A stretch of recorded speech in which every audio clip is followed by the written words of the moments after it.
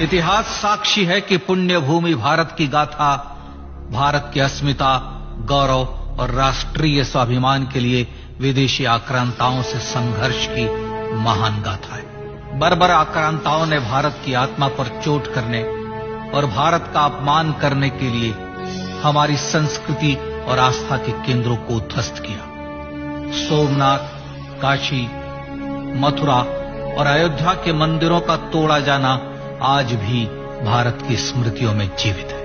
सन 1528 में अयोध्या में भगवान श्री राम के मंदिर का मुगल आक्रांता बाबर द्वारा तोड़ा जाना ऐसी ही एक अक्षम्य घटना थी जिसने सीधे भारत के सम्मान और आत्मा पर चोट की।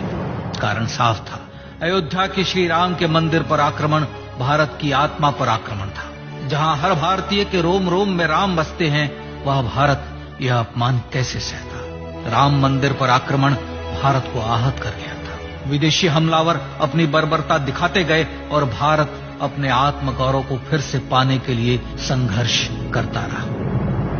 भारत रामलला के जन्म स्थान पर बाबर के नाम पर बने एक ढांचे को देखता और उसे हटाने का संकल्प लेकर शक्ति संजोया करता। हिंदू समाज आत्मसम्मान के रण में डटा रहा और लगातार हमलावरों द्वारा बनाए गए बाबरी ढांचे को हटाने के लिए लड़ता रहा। सरयू कई बार रक्त से लाल हुई।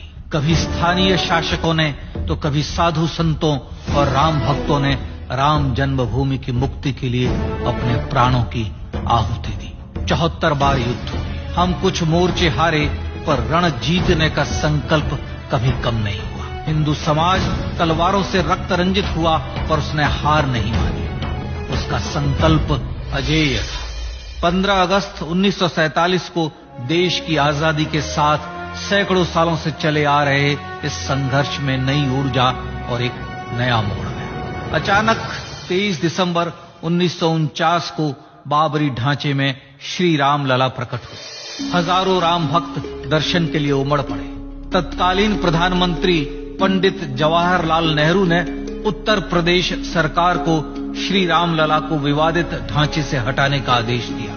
उत्तर प्रदेश सरकार ने अयोध्या के कलेक्टर को यह काम दिया और यह निर्देश भी कि जरूरत पड़ने पर वे बल का प्रयोग भी करें। अयोध्या के कलेक्टर ने सरकार को उत्तर दिया कि यह नरसंहार के बिना संभव नहीं है, और फिर भी वह ऐसा चाहती है तो किसी दूसरे कलेक्टर से यह काम करवा ले। परिणाम स्वरूप रामलला की मूर्ति वहीं विराजमान रही। विवादित ढांचे को बंद कर दिया गया।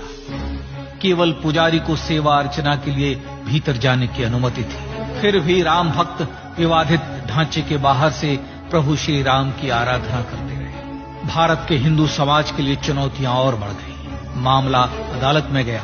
विपक्षी दलों द्वारा अदालत में भगवान श्री राम के अस्तित्व पर सवाल उठाए गए।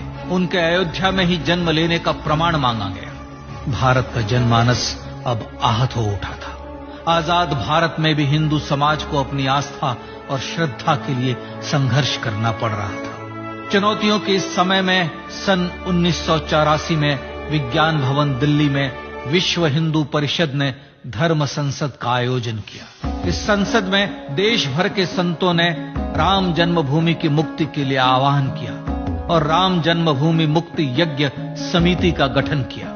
धर्म संसद ने राम जन्मभूमि की मुक्ति और वहां भगवान श्री राम के भव्य मंदिर बनाने के भारत के जनमानस के संकल्प को फिर से दोहराया। विश्व हिंदू परिषद के नेतृत्व में मंदिर निर्माण के लिए पूरे देश में अभूतपूर्व आंदोलन की शुरुआत हुई। श्री राम जन्मस्थली मुक्ति यज्ञ समिति के साथ देश भर में राम जानकी की रथ यात्राएं निकली। राम लीलाओं में राम कथा के माध्यम से भारत का आम जन फिर से जुटा।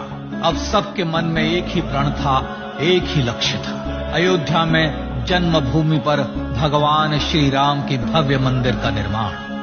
सन 1989 में विश्व हिंदू परिषद द्वारा गांव-गांव से रामशिला पूजन करके अयोध्या भेजी गई। 2,75,000 गांवों से रामशिलाएं अयोध्या पहुंची। भव्य राम मंदिर के शिलान्यास का निर्णय हुआ। पूज्य संत महात्माओं और हिंदू समाज के अन्य प्रमुख नेताओं के निर्णय के अनुसार अनुसूचित जाति के प्रमुख नेता श्री कामेश्वर चौपाल ने 9 नवंबर 1989 को मंदिर निर्माण का पहला पत्थर रखा। राम जन्मभूमि पर मंदिर निर्माण के लक्ष्य की पूर्ति के लिए सन